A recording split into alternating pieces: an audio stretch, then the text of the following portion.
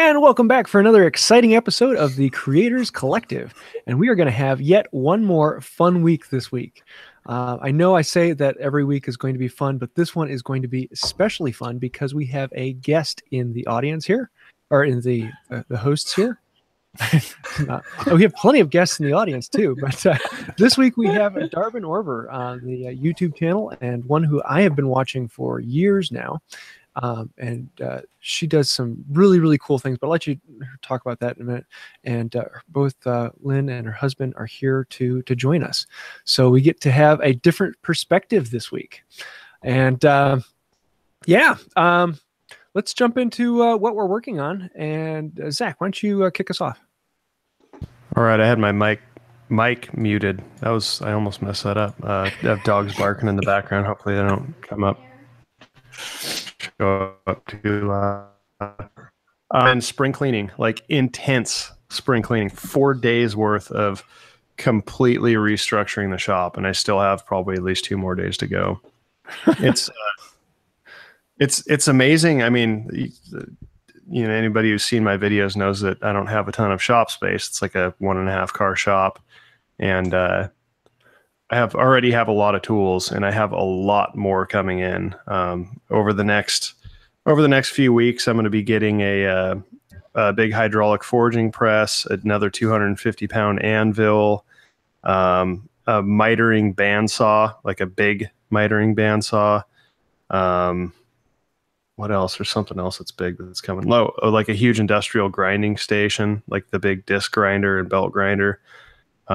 So I have probably 20, 25 square feet of like industrial machinery coming in that I have to make room for. So when are you building the addition? What's that? When are you building the addition? I'm getting rid of so much stuff. And it's funny because I just reorganized my shop like 2 months ago, and I'm like, oh my God, this feels so much bigger. And now I'm completely like all those. I don't know if you guys have seen all like the huge tool racks that I built, like the big rolling shelves. I'm getting rid of all of those, and because all this equipment's got to sit up against the wall. It's the only way that makes sense. So been just going to town on that. I have shelves everywhere. There's like almost no wall left on my shop that doesn't have shelves on it. So that's been the big focus. That, and it's actually good because I know I've talked about it for a while about moving all that 61 Apache that I'm restoring. I'm moving all of those videos that I had on my smaller channel that was dedicated to that. I'm moving all of those over to my main channel. So it's kind of giving me a nice little buffer to really go to town on my shop and not have to focus too much on cranking out content. So although I do have some builds I have finished, I just need to edit the videos, but it's been busy. So that's what I've been up to. Cool. Who's next? Okay. Linn, why don't you introduce you and your husband and tell us what you've been working on? Sure. So yeah, I'm Linn, and I run the Darbin Orvar YouTube channel along with Matt, my husband, who's here today as well. Yes. So we've been doing this for a while now, and actually just published a video today about making a leather bag, and been kind of going into the travel mode lately. Yeah, most of the projects have been and will continue to be travel and exploration, packing related kind of stuff. I've got some cool kind of suitcases coming up, some camera bags and camera trunks, things like that. Right. Hand tool storage cases. Yeah. That kind of thing. We've been also doing that kind of in the last couple of videos have all been geared in that direction. Yeah. Did a Japanese style toolbox, small little box. Did some travel art boxes. I love that little writing boxes. Which one? The canvas and leather. Oh yeah. Last week, yeah. That came out really well. Yeah. I really like how you guys really use mixed medium with your projects. Like, it's not just I'm working with leather today or I'm working with wood today, or I just think it really adds something to your pieces. I've been following you for a few years, and I've always liked that about you guys. That's cool. Yeah. We're actually thinking about we really would like to move and get a bigger shop. Get a bigger shop. Build a bigger shop. How many? Do you know how many square feet your shop is right now? That's my new. What's that? It's like a 1-car garage, so it's 12 by 16. Oh wow, that's even smaller than mine. Smaller than that. That's outside.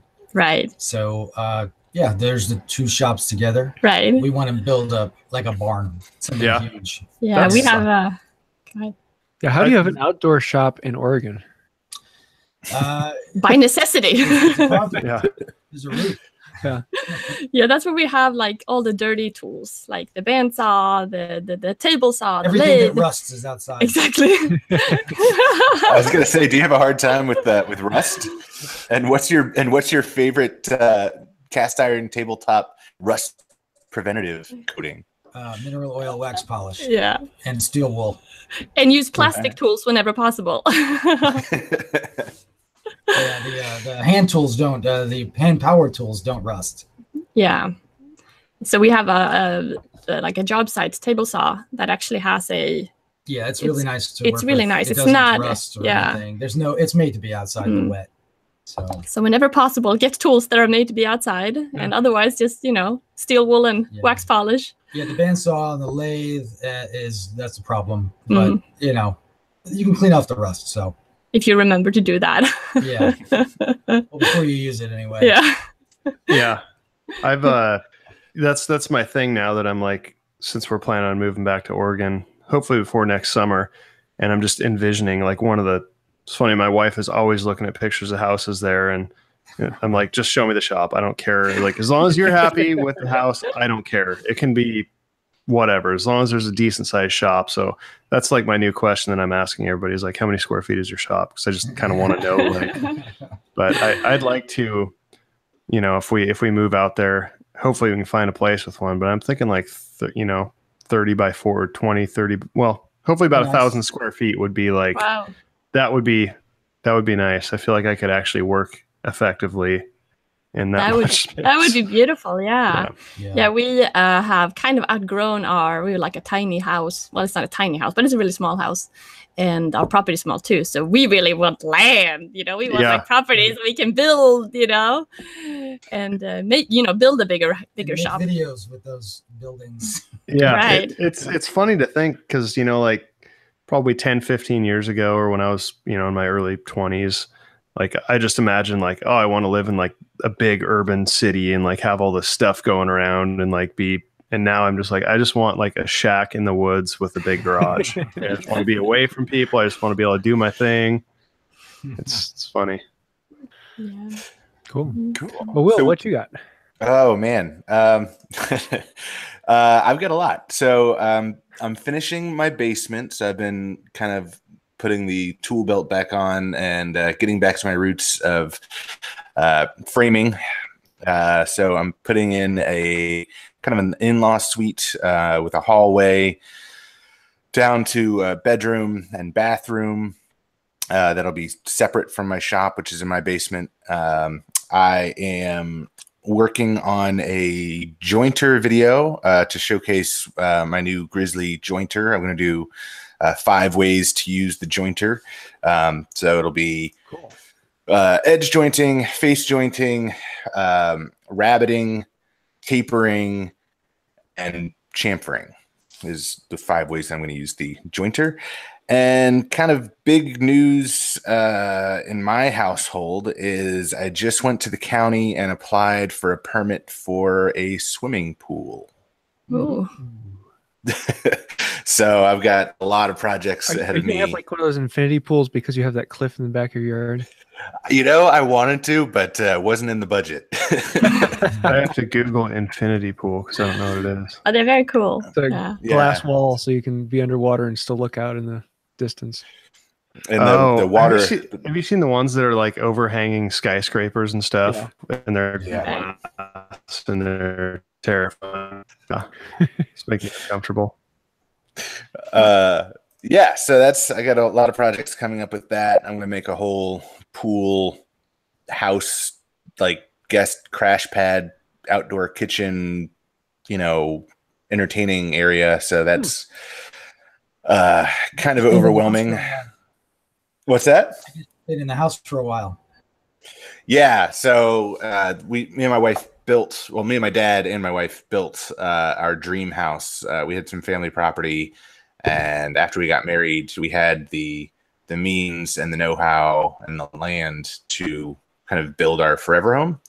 So we're on just under 10 acres, super private. I've got my 1,000 square foot shop in my basement. James has been there. He's seen it. Yeah. So I didn't want to jump in when everybody's talking about, bigger shops, and Zach was like 1,000 square feet would be perfect. I was like,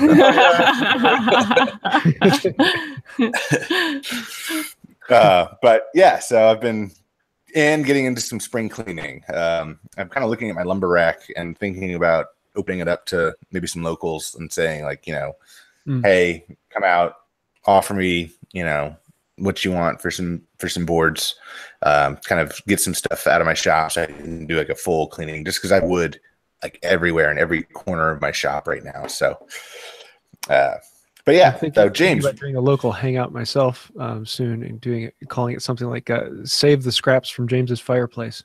Actually, doing a cookout cool. With hot dogs and whatnot, and letting people go through the lumber rack before I burn it. That'd be cool. So yeah, James, what are you working on? Well, this Saturday I ran a 50-mile race. That was fun. So sounds exhausting. Yeah, it's like running a marathon and then turning around and running the marathon again. And so it was a lot of fun. And a lot of people are like, "Wow, that's a long distance." Well, in 3 months, I'm going to go run a 100-kilometer race. So it's like in this one will actually end up being like 64 miles total. That's insane.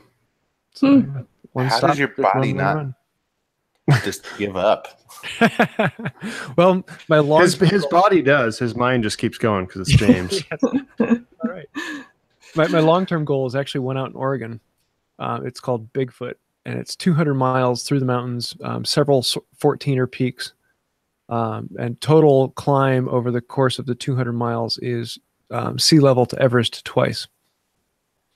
So I'm hoping to do that. So it's like the length of one CVS receipt. Yes. Let's see. So, just out of curiosity, because you used to run way back when, right? And then you stopped for a long time. Then you got back into it. Yeah, one day I just decided I wanted to run a marathon, so I trained to run a marathon, ran a marathon, and then stopped running. So how long, like this little bout of running, like how long ago did you get into your most recent, like since you were doing? It's a little over a year from couch to running 50 miles. Oh, that's insane. That's crazy. So how often do you run? Like every as day? often as I can. Usually 6 days a week. Sometimes as little as 5. My average week is around 50 miles of distance for the week. That's crazy. I got into it like a couple of years ago, and I always hated running. My whole life I've hated it. And then finally, for some reason, I got into it, and I got, from not running at all to running. I really just got, I'm sure you know what I'm talking about, like the zone where you just connect and you're like, this is the best thing in the world. And I started running like 7-8 miles a day. Like this was probably in a 4 or 5 month period. Mm-hmm. And then I was running down a hill and I pulled my IT band. Oh, and I didn't realize it until I took a shower and I sat down. Then I tried to stand up. I'm like, my leg doesn't work anymore. And so I stopped running for like 6-7 months. And finally, when I was able to get out there again, I ran like a half a mile and I felt terrible. And I'm like, this sucks. I'm never going to run again. So that was it for me. It's kind of a bummer. That's anyway. The world. But along with the running, I've actually been getting into the glue test. The great and grand glue test is, I got the frame that came in the mail from Wildman Tech, and he welded up the frame, and we'll be doing a video releasing it this week. Actually creating the frame to build it, to test it. But I've started actually doing the test, and I have glued up 1,350 blocks, of which only 1,280 are actually part of the glue test. The other ones are just preliminaries, so I can perfect how the test will actually be run. So I've been starting to go through these, and each one is taking a little less than a minute. So you do the math. It's going to take me longer to actually run this glue test than it will to run 50 miles.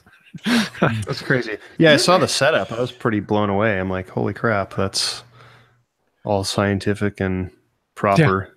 Yeah, all told, it's going to cost me a little over $1,000 for the full test, for the wood, for the testing, for all the glues, for the load cell and the frame. And I think it's pretty cool though, because this is without a doubt, like, nobody, I don't think, has ever done this rigorous amount of, like, nobody's done this before. Maybe like to a smaller extent, but yeah, there's been a few other videos. I mean, Lynn, you did a wood test video a while ago. That was all right. My foot is in my mouth right now. Yeah, not nearly this rigorous glue test with lots of different ones, but yeah, it was a while ago. It was we were using weights. What was the best? What turned out the best on yours? Epoxy. Yeah. Was the best. Easy to see that. Hot glue was surprisingly strong, I remember. I was very surprised about that. That did pretty good. Yeah, I was really thinking about adding hot glue to my test after seeing it. I was like, I should do that. Yeah. Hot glue in the shop is like one of my all-time favorite little, like, you know, tips and tricks of the trade. Things like doing a glue block on the lathe. You can use hot glue. Setting drawer fronts on drawer boxes. If you put a little hot glue on it first and set it, and then go back with screws from the inside of the drawer later. Yeah. Our new favorite tool is the battery-powered hot glue. Oh yeah. No cord. It's wonderful. Really? Wow. Yeah. How long does it take to just a few get? minutes? Yeah, not Pretty long. much like a regular one. Yeah. Yep. That's crazy. And it's got an on and off button, so it's even nicer. Right. That's great. Because the cord is always in the way. It's always tipping over. That, you know, everything's that's always annoying. Yeah, it sits up straight because it's got a heavy base with the battery, so it doesn't tip at all. Yeah. You know, it's for great. how like child-proof of a tool that is, I feel like I've burned myself almost every time I've used hot glue, which should be like, you know, should be like one of the safer tools in the shop. But it is so hot. Yeah, it is incredibly hot. So yeah. Yeah, and then the glue turns into like lava when you get it on your fingers, and it's like ow, ow, ow. Yeah, did a video also a long time ago about just hot glue hacks, with lots of different ways to use hot glue. It doesn't last in the long term very well. No, it doesn't. It becomes brittle and weak over time, and it's only initially good. But yeah, like to put the drawer fronts on, or you know, like for fitting things, it's great.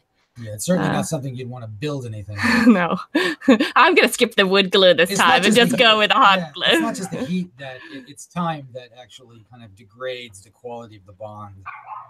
Interesting. I guess I've never really thought about going back to a project with hot glue, because I usually reinforce something with, yeah. Well, we've used hot glue for a few kind of minor plexiglass to wood or something like that, and then you see over time that does not last. Yeah, it doesn't last. And I think also the challenge with hot glue is that it dries so fast, so you can, you know, it adds thickness to, you know, when you want to glue pieces together. So if you're not really, really fast and get that really tight joint, you know, it's hard. It cools too quickly. Yeah. But it is pretty strong in the short term. Yeah. So I gotta ask, as we're talking about YouTube and doing videos about things and the hot glue videos and things like that, how are you guys adjusting to shop life, home life with a newborn? Yes. Nap times are wonderful. He's napping right now. Well, it's definitely been harder to get things done, but it's pretty good. So how old is he right now? Just 4 over months. 4 months. Yeah. 4 months. Okay. So you guys have kind of like figured out ish, you know, your 4-month routine. It's not just still figuring everything out, or are you? I don't know. That was pretty good. Pretty good, yeah. Kind of got nap times down pretty good, and if you know, use a carrier, like then I can get a lot of stuff done. Of course, I don't want to like use the tools or anything, you know, with him in the carrier, but like assembly work or sewing for like the leather just got stuff. His ear protection today. Yeah, we just ordered ear protections. It's so cute. That's awesome. So I saw something on Instagram. I saw a picture of Lynn. You had him in the carrier in front of you, and you're putting finish on something, I think.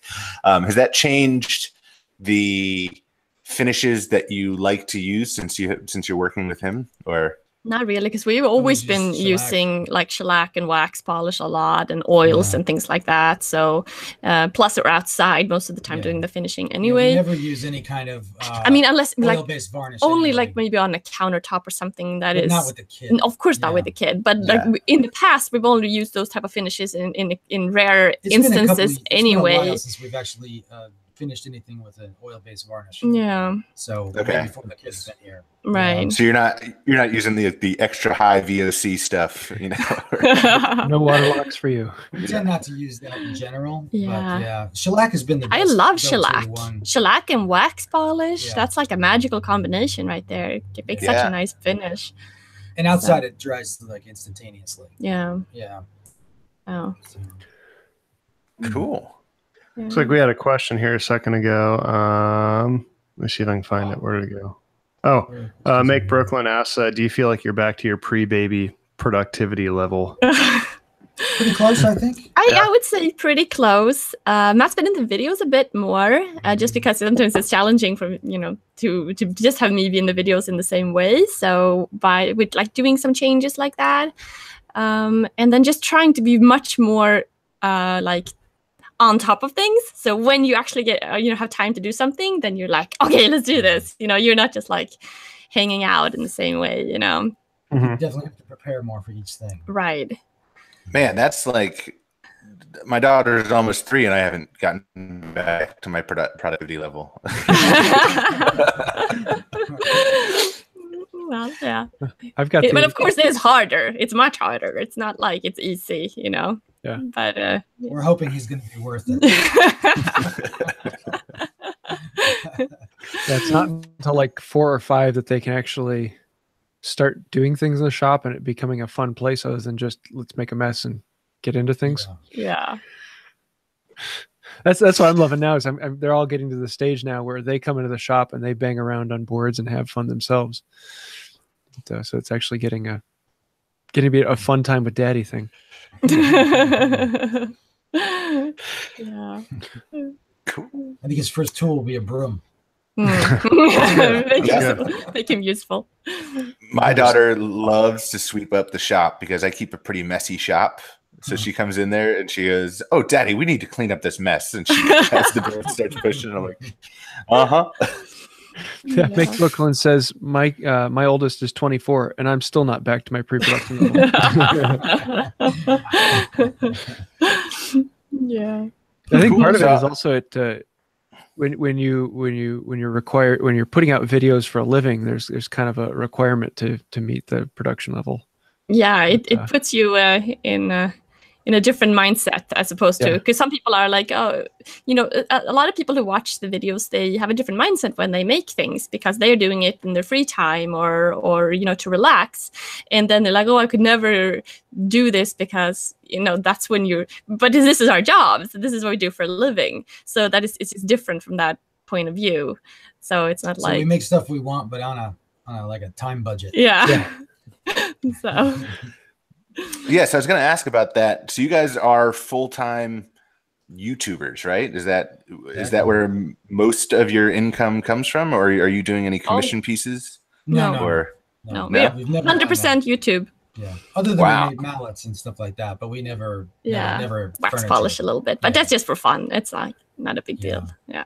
Yeah. So is most of that income from AdSense or Amazon affiliate links or wax polish sales? Lobbying to be our financial advisor?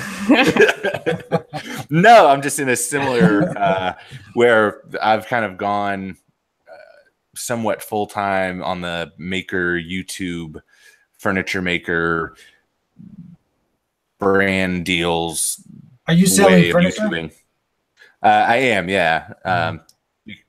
My goal when I started this was to make whatever I wanted and then to sell that. But it kind of flip-flopped where I got commissions. People just said, "Hey, I heard you're a woodworker. Like, can you make me this?"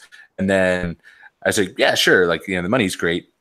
So I would make one thing, and then in the middle of that build, I had to get somebody else coming into the commission, and then I'd have to put that in front of the next thing that I wanted to make. And so now I'm kind of in this, like, all commission based, but still wanting to get back to making what I want to make, but still paying the bills type of thing. Well, every time a new video goes out, people email and they're like, "Oh, I'd like one of those.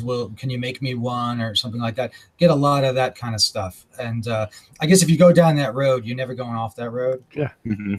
So we don't want to go down that road. Right. It's very hard to focus on more than one thing. On the other hand, it's always hard to turn down money, so you have to think carefully what you really want to do. And that's why I love hand tools. With hand tools, if someone says, "Hey, can you make me a dresser like the one you just made?" I'm like, "Sure." Yeah. With the time and money I have into it, the dresser will cost you $35,000. Yeah, but also it's going to be at the expense of your YouTube channel, right? Because you're not. Then you're going to be making another video by making the same dresser, and you just did that. Or exactly, or it's not like you're going to do a video about that one project. You'd be, "This is a 10 series video," whatever. Yeah, if it's a really complicated build. These are all how-to channels, and people want to see how to do things. Yeah, do different things. It's not like how to sell things. Yeah. Not us. Yeah. The hand tools just gives me an easy out, and then I can say, you pay me $35,000 and I'll make one for you. But most people then go, "Oh, okay, well, yeah, I guess you're worth it. Your work is worth it, but I'll go somewhere else." Yeah.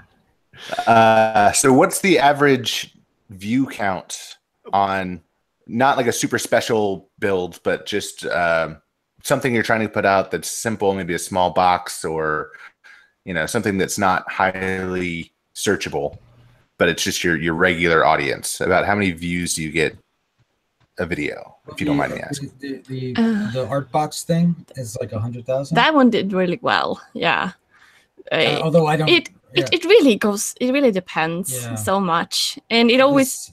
Today's leather bag. Who knows? Yeah, who knows? Because again, it's weird because it's not a woodworking project. Yeah, one of the things that you mentioned that you like is also like a problem in some ways, because we do go into a lot of different types of mediums and do a lot of different types of videos, and go from working on electronics projects to woodworking to leather work, and audiences sometimes get confused when you do that. Yeah, I hear you.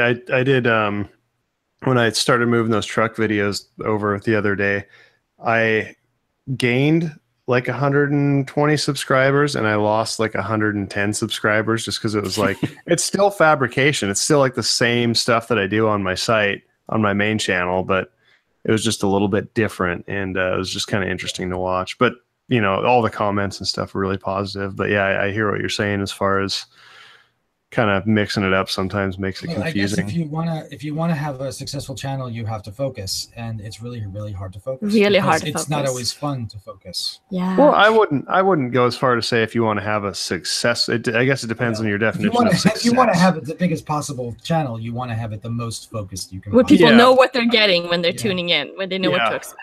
Yeah. I don't know. I mean, and that's kind of one of the things that seems like it's been coming up in my mind a lot, is just like, how do you define success? I mean, if I start comparing myself with everybody else on YouTube, I do not feel successful. But then when I take a step back and I'm like, I love what I do. I wake up every morning. I'm happy. I have the best life I've ever had. Like I'm in that sense, I feel like I'm pretty successful, and being able to do what I want and not have to. I mean, the reason I got into doing this is because I loved it, and I don't want to compromise that to make content, to only make content that I think will go viral and do this and that. Then I feel like it turns into the same job that I quit. Yeah. That's just, well, I guess as long as you're making money and you like what you're doing, that's all that matters. Exactly. Yeah. You got to have both those things, right? It's hard to not to continue if you can't. That number next to the subscribers, it's like the ring from Lord of the Rings. It's just like that precious thing that you get so attached to. Subscribers are interesting because it definitely indicates how well you're doing at any given moment. Mm-hmm. The rate at which you're growing. Yeah. Your future number, potential. Yeah, the overall number might be meaningless, but the rate is basically saying how you're connecting with people. Yep. And so we've got watch that concept. Right. Yeah. We've got some great questions coming in the live chat. if you don't mind me kind of jumping in, Sure. the duck asked, "Who was the first to get involved in woodworking, and how do you split up the work?" It's directed at the Darbin Orvar channel. Well, when we first got into the house, we basically needed to refinish the floor, and we started refinishing the floor, and we went from there. Started getting some tools. We do kind of clash over who gets to use the space sometimes. Big issue. Big issue. Yeah, we both kind of like this stuff. So that's why we each want our own shop. That's why we're looking to leave and just go somewhere and start fresh and build a big shop or 2 shops maybe. But now with the kid, it's a little easier to get free time on the tools. So yeah, we both love it, and we've been doing it for a couple of years now. I mean, we both I did some in school when I was young, but then I didn't do it for a long time. You know, when you're a kid, that's different from when you're an adult doing stuff. When we first got into the house, basically all we had was hand tools. So I used to build everything with hand tools. At first, we didn't have a table saw for a couple of years. So I remember thinking, like before we had the table saw, and we bought like 3-dimensional lumber, you know, if we were building a coffee table or something, and then you had no way to rip wood, so then you had to go out and bought like hemlock 1x2s or something like that, and outrageously expensive. And I remember thinking, oh my god, if we get a table saw, we could rip framing lumber, and how much money would we save, you know? So that's how it began. Yeah. Very cool. All right, Pale Dog Tool Company asks, did you start this is a question for all of us, apparently. Did you start your channels with the intent of making it a full-time job, or did you grow into it? Grow into it. We grew into it. Yeah. Yeah. Cool. So you just started doing it for fun, and then it kind of... Totally for fun. Yeah. Do you still have the first videos up? I've never gone back and looked at them.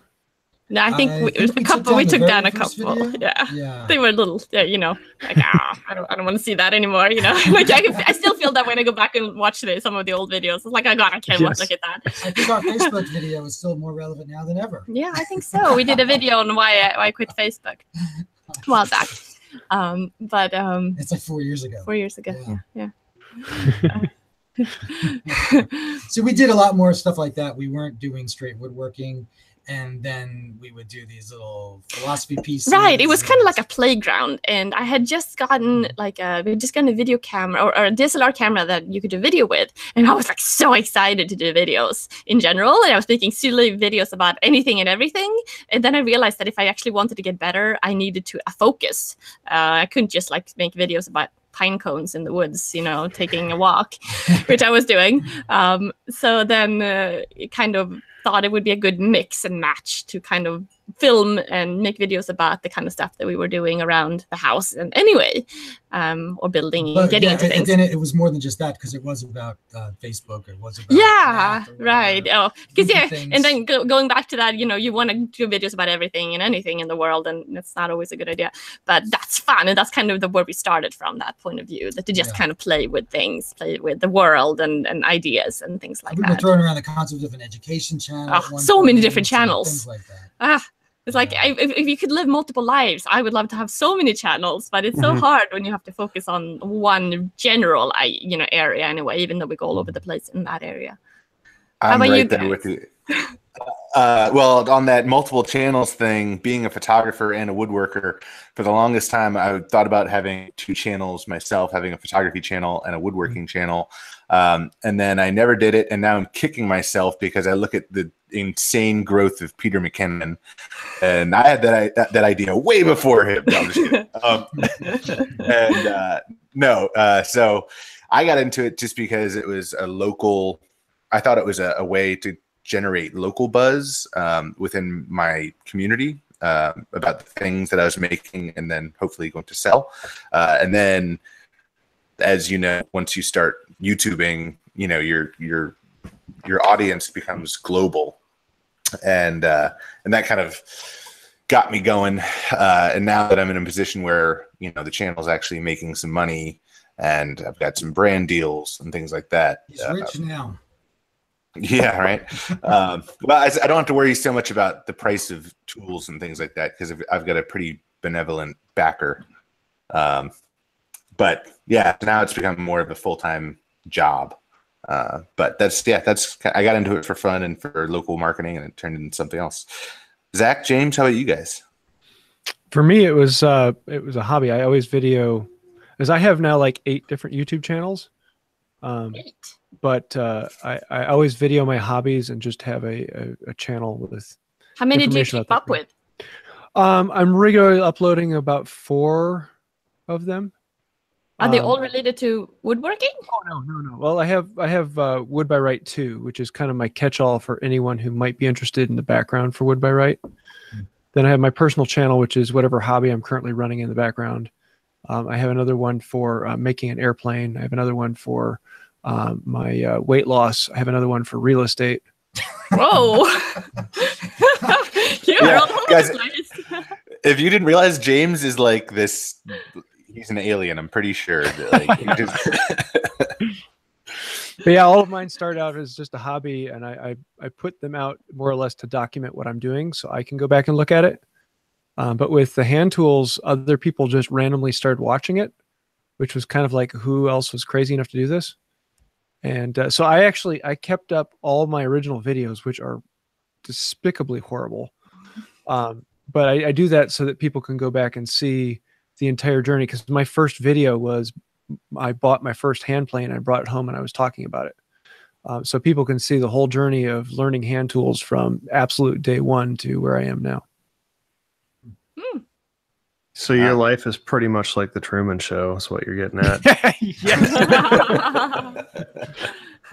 Do you find that it's difficult, like that your attention goes in a lot of areas, and that it's hard to focus if you have a lot of channels? Yeah. Because I'm the type of person, I always have a new hobby. I'm always picking up something new and trying something new and experimenting and playing and learning. I love learning something new. So staying with a hobby, it was difficult. It is now becoming easier, particularly with woodworking, because it's a very large portion of the family's income. And so it's kind of turning into a job. I'm trying to keep the fun of the hobby, but because it's becoming income, it's being a little more easy for me to actually focus on it. It's being something I can easily schedule. How about you, Zach? Are we still on the hobby question? Yeah, when you started your channel, was it did you have the intention of it being a thing, or I got it. Fun? No, not really. I mean, I knew I wanted to get into this and so when I moved here, this was when like the fire was just starting to catch, like when I moved here, and I'm like, this is what I want to do. I know it. I want to make stuff. And the idea was that like everything's going to be commission work, which it has been always, and it will always be a huge part of what I do. I actually really enjoy the constraints and stuff of doing commission work. So not all of my pieces are, now that I have some sponsors, and it kind of frees me up to do some things. But so my plan was, well, I'm going to do commission work, and I did. And I figured when we moved here, okay, well, hopefully within a year to 2 years, I can go down to part-time, and then with the end goal of, quitting my job. And I ended up quitting my job after like 6 months. So, but as far as the YouTube, what's that? You guys are all full-time then. Yeah. None of you have a 9-to-5 job and this is what you do on the side. Correct. No. Well, I'm kind of in a different boat because I've always been self-employed. But it's just where the focus, if I'm taking on more photography work or, furniture commissions or brand videos for other brands. But yeah, so I'm full-time at home in my shop, unless I'm on location. Yeah. So the YouTube thing started as just kind of something that I thought would be kind of fun. It was actually the Making It podcast. It was like, I think it was when they were relatively new, and one of the episodes like, just do it, just like film something and put it up. And I'm like, okay, I'll film something and put it up. And I did. And I'm like, this is kind of cool. Like seeing people watch your stuff and comment, it kind of made me, it was just a cool feeling. So I started posting more elaborate stuff on there, and it was just turned into kind of a fun thing. And that's the way I want to keep it. I just want to keep it fun. Well, it is kind of addictive, isn't it? Once you start doing it, and it's like a positive feedback loop, and it's just you get to do what you really like, and then people get to watch it and they comment, and it's like so much fun. It is, but it can turn on you very quickly. It's a very you have to keep the reins tight because and I'm guilty of this too. Like as soon as it becomes about those numbers and your growth, and you start looking at the math and the statistics, then it's like not fun anymore. And you don't even realize it. You're like, you have to step back sometimes. You're like, oh my God, I need to distance myself from this because it's stressful. Are you looking at your analytics too much? Oh, it's so hard not to do that. It's so hard not to get caught up in that negative feedback loop. So, but when you step back and you look at the whole big picture, it's great. So, well, we're actually getting kind of close on time. So let's. We had one question that I actually really liked. What was that? I don't know. I'm trying to find it. Where did it go? Oh, I like this one. If you had to stop making videos and get a traditional job, what would you pursue? I'm assuming that just to make the question probably more entertaining, I'm assuming they mean like that we can't just go into building commissioned work. So that was going to be my answer. Well, obviously that's why you have to have someone else pay you for an hourly wage. Can we just say like what we would do? Can we open it up and just say what would you do if couldn't build stuff for a living? Ooh, astronaut. Are we going likely scenarios here, or just like, whoa, like I'm a 5-year-old kid? This is what I would want to do when I grow up. Yeah, definitely superhero. I'd actually have an easy one. I'd go back to the job I just left. That was my absolute dream job. Oh, what did you do? I built theater sets, really high end, like larger than Broadway theater sets. And it was a absolute dream job that I lived my life. We just found out that we were paying the babysitter slightly less than I was making, making me working. And so I became a stay-home dad after that. Yeah, I had an absolute blast at that job. I would gladly work that for the rest of my life. It's such a weird concept to think about, I think. Well, we've never actually had real jobs. Last time I had a job was at high school. Yeah. And I worked in the golf course. That was fun. But otherwise, we've had software. Yeah. We designed software and things like that. So that's go back to that, I guess. I guess so. I don't know. I have this like romantic like view of me like going out in the woods by myself, where I would like write wonderful book and paint paintings, like in this like, sense and sensibility. Exactly. This nonsensical world, where it's like, I don't know, you get paid magically and you live this idyllic life. I can kind of picture that. I guess that's not a normal job though either. That's close. I don't think it has to be a normal job. I think it's just I think the root of the question is like, what would you do? Yeah. If you couldn't do this? We're going to food. Food would be fun. Yeah, we were thinking about we did some food stuff for a while. Yeah. So something related to food would low be barrier to entry there. Yeah. Yeah. I know. And photography, that would be photography. fun. We love photography. That would be so much fun. Yeah. Oh, we'd love to do a photography channel too. I was gonna say, don't do it. Well, we throw that kind of stuff on the second channel. Yeah. We've done a few developing and like developing and getting into medium format and a few things like that. Mm-hmm. Yeah. Cool. Yeah. I think I would this is kind of more of the philosophic answer. I would like to just get a backpack and just like travel, and it's a lot of money in that, I've heard. Well, no, I mean not for a career, but like just for like like vacation. I think it would be interesting. I bet if you found the right places, you could probably just work odd jobs to have people give you enough money to eat and just travel and explore, and it's kind of like your what's that? Like a hobo. Yes, there's the people that like hike the Pacific Crest Trail and they kind of do stuff similar to that, and it's just you kind of learn how to be resourceful, and sounds hopefully like a great thing when you're 16. Exactly, I know, but I don't know. There's all sorts of channels now where people living in vans. So yeah. Well, I don't know. I think there's if you did a little bit of research, I bet you could make it work. So I mean, you guys are laughing like it is kind of ridiculous, but like, I mean, I don't think you're gonna die. I don't, you know what I mean? Like if you have a skill set and you go through, have table salt rural America, and you can, Well, I like the idea of it, but this is definitely a loner's life. This is not family or anything like that. You have to ditch them, first of all, if you have a family, which I think you do. So, bye-bye. Yeah. And it's like that's very true. Kind of thing too. Yeah. I would love that. That sounds fun. Right? Yeah. Yeah. A buddy of mine has a sailboat. They've done it for 3 years. See, it's not that ridiculous after all. We would need at least 2 sailboats. Yeah, we need 2 sailboats. One for all the tools. Yes, and hers and the shop. I like that kind of, and I just recently finished reading a whole bunch of like books that are pretty much just people like moving out into the middle of nowhere and living off the land. And I think that would You've read Walden, haven't you? I have, yes. Walden and all the Dick Prenneke stuff, journals, and I mean, it's crazy to read that. I mean, it's just so much different from what you'd expect. These people that go into the middle of nowhere with nothing, and instead of talking about how much they miss people, they're like, "This is so great. I've been here for a year, and I've only seen 2 people, and I love this." So. Just kind of. We were watching a video earlier today where a guy's taking his Jeep and doing some camping for many days, and it wasn't very good, and it could have been really good.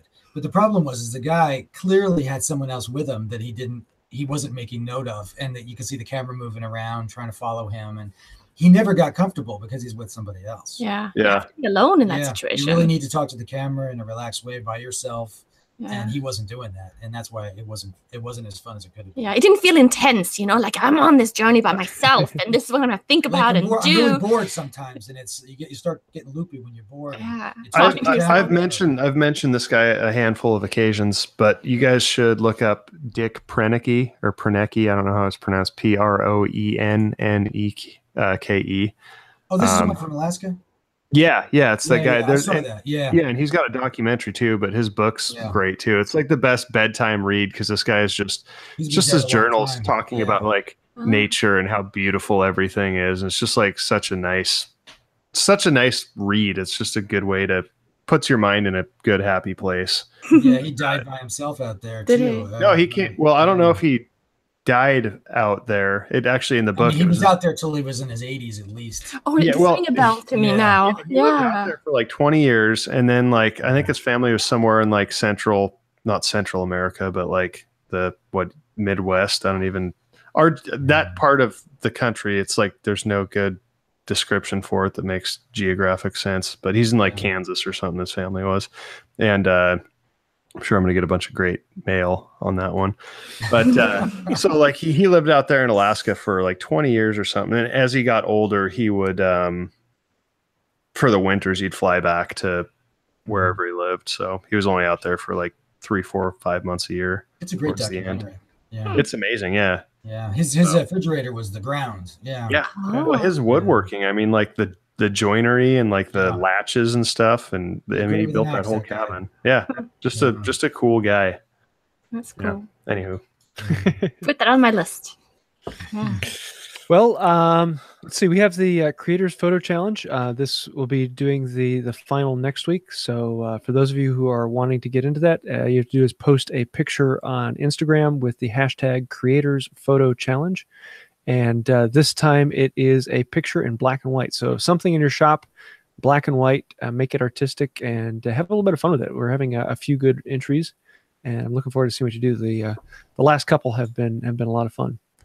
So that's due next week, and we'll be picking winners for a prize that has not yet been determined. Yes, wood curls from my shop floor. Yeah, that's right. It's your turn, James. We should alternate prizes. So yeah, I think we have. You did the first one. Will's doing the second one. I'll do the third one. Okay. Yeah. So we don't have a joke of the week. If you man, where's Jeff Gruff when you need him? Yes, he's always adding him. Let's get into what's our inspiration for the week. What are we watching or reading? Will, what you got? So I've been watching. So table saw run out videos. So a few weeks ago, I was cutting a pretty gnarly slab, just squaring it up on my crosscut sled on my table saw, and the offcut became a wedge and jammed itself between the kerf of the sled and the table saw blade and locked everything up in my shot. Yeah, it was like really like I had to change my pants. And so I had to. Why'd you have to change your pants, Will? I got some sawdust on them. That's what happened. So the whole thing got jammed up, and I had to take a mallet and beat on the sled just to get it free from the blade. Oh God! Yeah, it was really bad. And so after that, the blade wasn't cutting very well, and so I just assumed that I had bent the blade. I took that blade off. I ordered a new blade, the Forest Woodworker 2 Special Grind #1, which has a flat bottom. Yeah. Sounds like an assault weapon. So it's the Forest Woodworker 2, which is like this, really, really well-reviewed woodworker's combination blade, kind of a do-all blade. But it has a special grind to where it has a rip tooth every so many teeth, and then the alternating tooth bevel is actually knocked down a little bit. So it's supposed to leave a flat bottom groove for if you're making any kind of box joint or dado or anything like that. And so I ordered that blade and I put it on, and I was still getting some cross hatch marks on my rip cuts. And so I broke down the whole saw, recalibrated everything, the miter slots parallel to the blade, the fence parallel to the miter slots, making sure everything was calibrated. I got everything to within 2,000ths of an inch, and I'm still getting a little bit of cross hatch on my rip cuts with this brand new $160 blade. And I don't know if it's just me messing with my mind, and that's how well it's always cut, or if I actually damaged the arbor on the table saw, and I'm only getting less than a half a thou when I put the dial indicator on the arbor flange. So I've been researching what else it could be, and I actually ordered another arbor and bearings. How good is your geometry?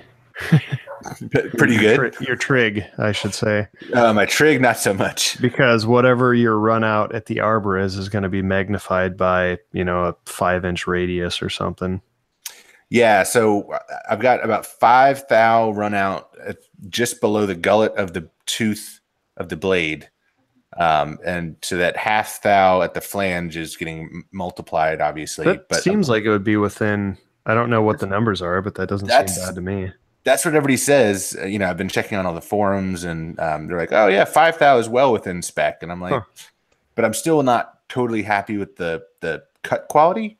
And I don't know if it's always been that way or if this blade just isn't. Mine's set up like I set my whole saw up really, really. There's a video of me doing it when I put the new fence on it. And I still even get a little bit. It's really flat, but I still get just a hair of I don't know what James is laughing at. I've got an answer for you. Okay. Handsaw. What? No, and I can definitely go back with a smoothing plane afterwards. It's just I don't know if it's like. Well, you have a joiner, right? Yeah. Okay. But yeah, it's like I shouldn't have to. I don't think I've ever gotten like a perfectly I get really good, but if you look really close, I don't think I've ever had like a glass finish off of the table saw. Okay. When it burns really good, you get a glass finish. Yeah. Well, is it gluable? Yeah, it's just again, it's my own mind. Yeah. Bad word. Do you have your fence angled out? However many thousandths it's supposed to be canted out at the back. There is debate on that. Whether it should be perfectly parallel or canted out or toe out. I towed mine out super. So I can't remember that it was some fraction of thousandths of an inch. Just it was very small, and I've never once had an issue. I've used that saw for 2 years, never had an issue. So I'm a believer of the toe out camp. For mine, from front to back, I'm within 5 thou of parallel, like in and out, like it just kind of flickers just a little bit with, I think it's 2 thousandths toed out at the back. But I got to the point where I was like, I can't believe you're measuring and down to the 2 thou, and like, it shouldn't have to be that, you know. I think you guys stop wondering then. Yeah. Move on. yeah. So that's where I'm at. I'm just going to get back to work. But so I've been watching videos on table saw setup. I mean, well, that's where this was leading. I was wondering where does the inspirational punchline I was going to say, theoretically, your toe out should be more than your arbor run out, because otherwise it's not really toe out. Just a thought. Anyway. Yeah. All right. Moving along. Good point. All right. Where are we? What are we talking about? I've got a fun piece of inspiration that as I recently bought a set of stone carving chisels. I want to get into doing some stone carving. I figured that sounds really, so much fun. Yeah, I know. I'm bringing that in, and I'd love to have a piece that's both stone and wood, and the carving continues through the stone into the wood. Oh, that's cool. And so I've got all these ideas running through my head. So I was doing some research online, and I came across Seth Roland. Which I've seen some of his work before, but I haven't seen his stone work, which is incredible. So I've been binging on seeing some of his stuff. So I just put a link to his stuff on here. But he has these tables that, if you imagine a coffee table, and you cut a hole in the coffee table so that a boulder fits down through the hole, and then the base underneath then cradles the boulder in this odd location of a natural feeling coffee table. Just absolutely gorgeous stuff. And so I'm thinking about taking that idea and doing a jump into some of the hand tool joinery, and then doing some stone carving with it, and just a crazy amount of inspiration on that site. So definitely like check out Seth Roland. Huh. Yeah, everything I'm looking at with stone carving is it's really not that much different from wood carving. It's just slower. Go to town on it. Kind of makes me think about another channel that we've been watching a little bit lately, which is not really stone, but more bricklaying, and that's Mike Haddock. That's his name, right? Yeah. And he's like a master bricklayer. Well, he also goes around to the pyramids. He goes to China and Denmark. Yeah.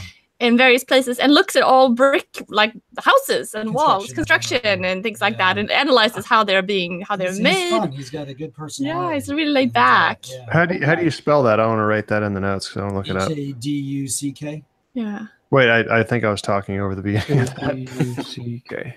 His first name is Mike. Yeah. Yeah. It should be easy to find. Yeah. He still puts out videos new. Yeah. And he's got lots of like how-tos as well. We've done some brick and stone work too. We've built a wall and things like that, and like little seating wall. We and definitely would like to build more. Once we get our fantastic property, who knows where? It'd be fun to get into that. After doing that wall, bricklaying you have a lot of respect for those guys. Yeah. It's a lot of hard work. Hard to get, exactly, lining it all up and keeping it straight, and and it looks so beautiful, even if it doesn't. Even if you don't like make it perfect, it still looks beautiful, because then you're like, oh, it looks so vintage and old, Yeah. So cool. I'll have to look him. Let's see, Zach, what you got?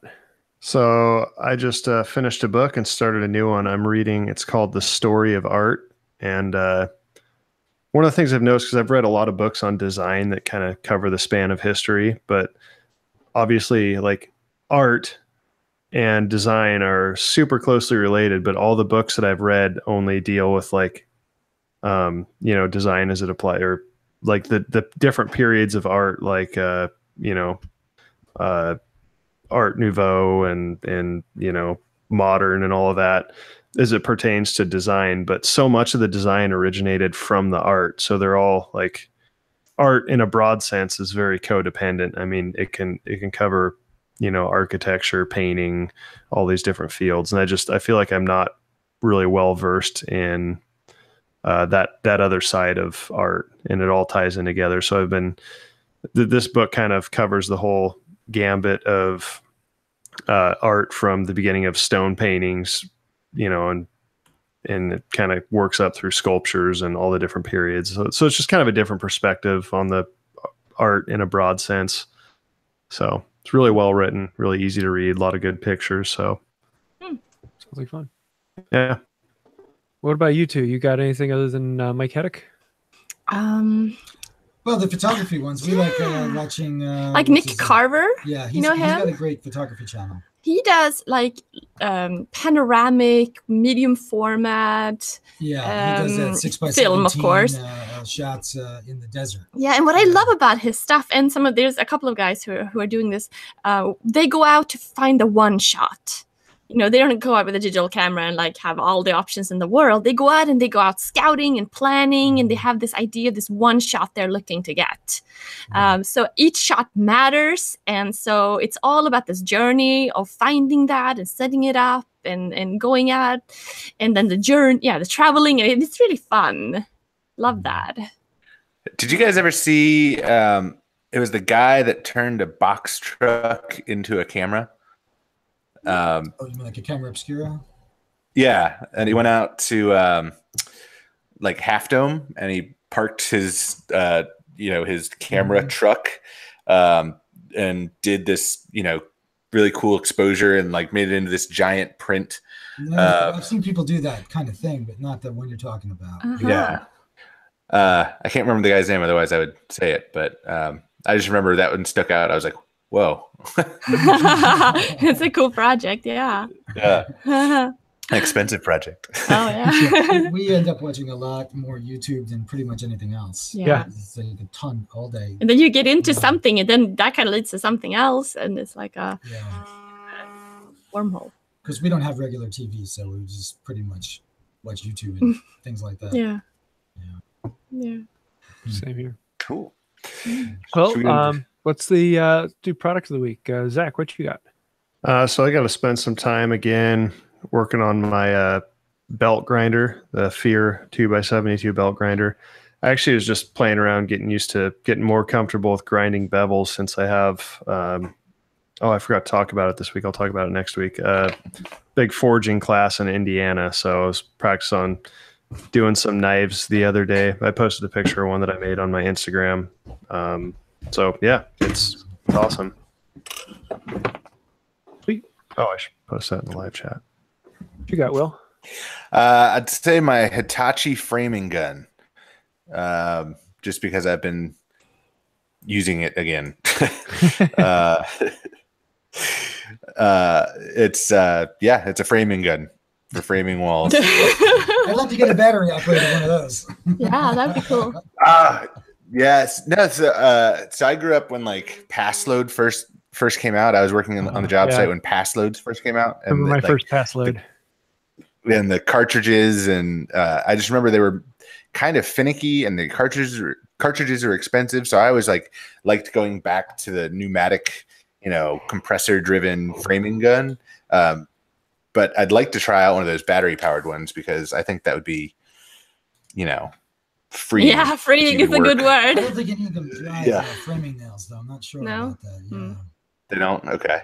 I'm not sure. Yeah. I don't know. I don't know. I'm really hard on framing guns though, because I'm using them to as my hammer too. So I'm knocking around studs and making sure they're in the right spot, and then shooting them in. So I need that magnesium body, But anyway, James, what you got? I have to go with my stone carving chisels. Oh yeah. I just bought a set of carbide tipped stone carving chisels, and that it was actually kind of one of those things that was a slightly eye-opening or reopening idea this week. Was that when I'm used to thinking about carving in wood, and I have these really, really good steel chisels for carving in wood, but then I would think about there aren't too many things harder than that, and would I want to take my good chisels and carve stone with them? And then this whole sudden thought of what in the world do you actually carve with? And so I was starting to do some research on historical stone carving. And if you go all the way back to Egypt, they were using these bronze tools that they'd have to sharpen every 10 or so strokes. Yeah. And I'm like, holy cow. And so then the whole thing of, well, nowadays people use a carbide which you then still have to sharpen, every 15 minutes or so. But that gets it down to about where I would be sharpening with wood carving chisels. And so it was kind of an interesting study into it. And they're a very, very simple tool. A wood carving, you have a handle and a complex design to it, whereas a steel carving chisel is just a carbide rod with a sharpened tip on the end, and that's it. You make it comfortable to wrap leather around it, so it's not, you don't have as much vibration in your fingers. So it's a really simple tool, and I'm really looking forward to playing with them more. Sounds fun. Yeah, we have some cold chisels that we use for bricks and stone chipping and things like that. Kind of junky ones. But yeah, they're not that great. They're not that nice. These are all like, like 1/4 inch, 1/8 inch tips, or even smaller for, minute, tiny carving. Cool. Well, I was thinking, I've been doing like all this leather work lately, doing the backpack, and this is like, I just went to get this little knife. Do you remember what this is called? Because I just don't remember what it's called. It's different. It's a particular type of leather knife, so it has a blade inside it. And so this is kind of what you would use where you would otherwise use like a razor blade, but a razor blade, you replace. Whereas this, you actually remove, loosen the set screw so that you bring it out, and then you can sharpen this and you can strap it so you don't replace the blade. And it's really cool when you do leather work, especially if you do cut any curves or anything. So it's really awesome. Yeah, you get a lot of control. It's like a pen. Yeah, it's like a pen. I like the it was kind of weird, but the Japanese skiving knives. I have one of the, they almost look like a chisel. That's what I use, and they're it's different, but holy crap, they are insanely sharp, and they work really well too. But I haven't used one of those. There's a on Instagram. There's a Gold Barker that has Goldbark leather. Goldbark leather, where they have a really nice knife on there. It's almost like a skiving knife, but I think it's a regular for cutting. And it's a lot of money, but it's really nice. I'm gonna look it up. It's always fun when you get into a different subject, like stone carving or leather working, all the tools, because then you want to get everything. So that's the fun of a new hobby, is a whole new tool set. Exactly. Well, the one thing we have, the Tormux sent a sharpening system. The Waterstone. The Waterstone, thing. We haven't opened it yet. Haven't gotten into it yet. But looking forward to doing that. Yeah, you got to have something to sharpen it. Yeah. Cool. Well, I think we've all squandered another perfectly good hour, and I want to say thank you to Darbin Orvar for being here, and you are welcome back anytime. This is a lot of fun. Thanks for having us. It was so much fun. Nice to meet so you. Definitely go check out the channel, Darbin Orvar channel on YouTube, and it is loaded with all sorts of great creating. And as they've said, a broad range of cool topics that it's always kind of fun to see what you're experimenting and playing with. So, yes, that'll do it for this week. Next week we will be doing the Creators Photo Challenge. So get those in, and we'll be judging, and we will be judging you and choosing a new winner for that. That's about it. Until next time, have a wonderful day. See you guys. Bye. Bye.